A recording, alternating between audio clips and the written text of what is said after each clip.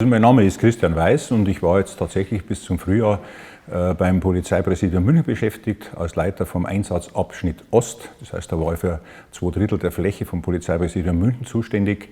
Vorher hatte ich diverse Inspektionen zu leiten, unter anderem die Inspektion im Olympiapark für 5 Jahre.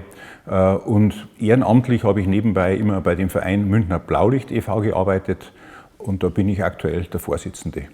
Die Münchner Linie ist eigentlich das zentrale Einsatzkonzept der Münchner Polizei, inzwischen auch der gesamten bayerischen Polizei. Die Münchner Linie ist entstanden aus den Schwabinger Krawallen, die 1962 stattfanden, wo ja Musiker in Schwabing in der Nacht auf der Straße musiziert hatten.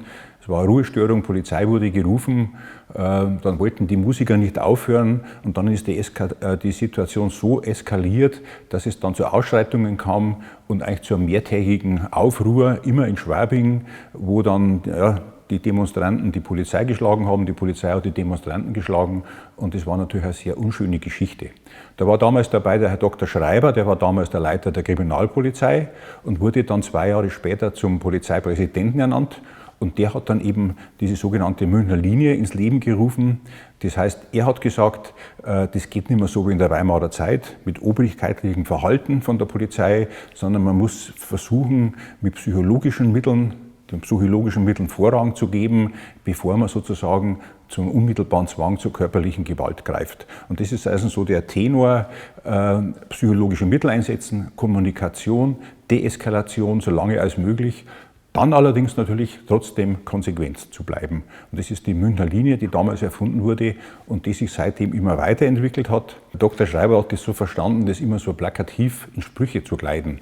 Also ein Einspruch war zum Beispiel, solange jemand spricht, solange tut der nichts. Also sprich, ich muss mit jemandem kommunizieren, mit jemandem sprechen, versuchen, meine Maßnahmen zu erklären und solange passiert eigentlich nichts. Und wenn es gut geht, dann wird er meine Maßnahme umsetzen und die Sache ist erledigt.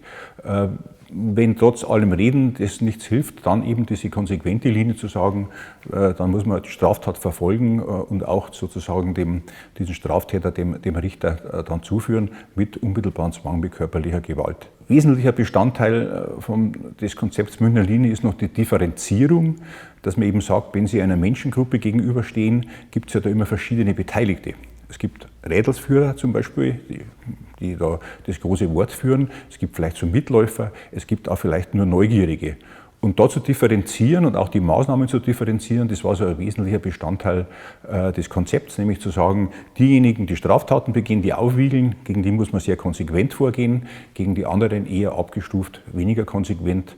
Und da muss man dann auch häufig erklären, transparent machen, was denn hier vorgeht.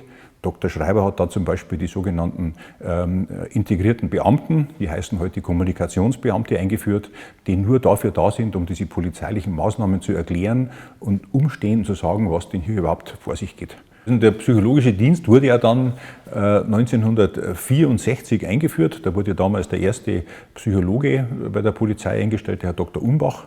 War deutschlandweit damals einmalig, hat es bis dahin nicht gegeben und hat dann schon erzählt, dass es da sehr, sehr große Vorbehalte gab, dass viele Kolleginnen und Kollegen meinten, das wäre so eine weiche Linie, man wäre eine softe Polizei. Das war aber ausdrücklich von Herrn Dr. Schreiber ja nicht so gemeint, sondern es sollte nach wie vor konsequent sein, aber natürlich mit einem anderen Vorgehen. Aber es sind mit Sicherheit zwischen 8 und 10 Psychologen hier tätig, die also fest eingestellt sind. Und was uns beim psychologischen Dienst aber immer wichtig ist, hier in Bayern, es sind auch dann Polizeibeamte dort tätig, um eben diese Verzahnung zu bekommen, einerseits zwischen wissenschaftlicher Ausbildung, Psychologiestudium, aber andererseits auch den praktischen Erfahrungen, die auf der Straße getätigt wurden und um das sozusagen hier miteinander zu verzahnen.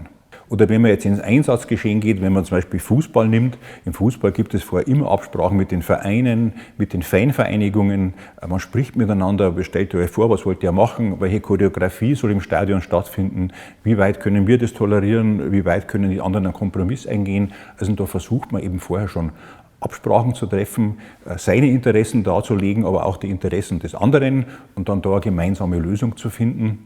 Und genauso ist es im Demonstrationsgeschehen. Ich war ja 5 Jahre Leiter der Innenstadt, der PI 11, hat man unzählige Demonstrationen und auch da hat man immer vorher mit dem Versammlungsleiter gesprochen, was ist deine Vorstellung, wie möchtest du, wie sind die Auflagen, wie macht man das, wie setzt man das konkret um und hat versucht, da eine gemeinsame Lösung herbeizuführen.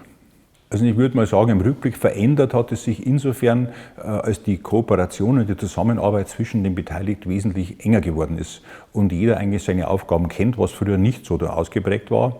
Also das beginnt, wie gesagt, beim Veranstalter, der ja grundsätzlich für seine Veranstaltungsörtlichkeit letztendlich zuständig ist und geht dann ja über den Sicherheitsdienst und über die Polizei und Branddirektion hat eine große Rolle und auch die Stadt spielt eine große Rolle mit und dass man da zusammen ein Sicherheitskonzept sozusagen bastelt, das entsprechend angemessen ist der bekannten Bedrohungslage, sofern sie denn vorliegt, und natürlich dem bekannten Ziel, was möchte man denn erreichen.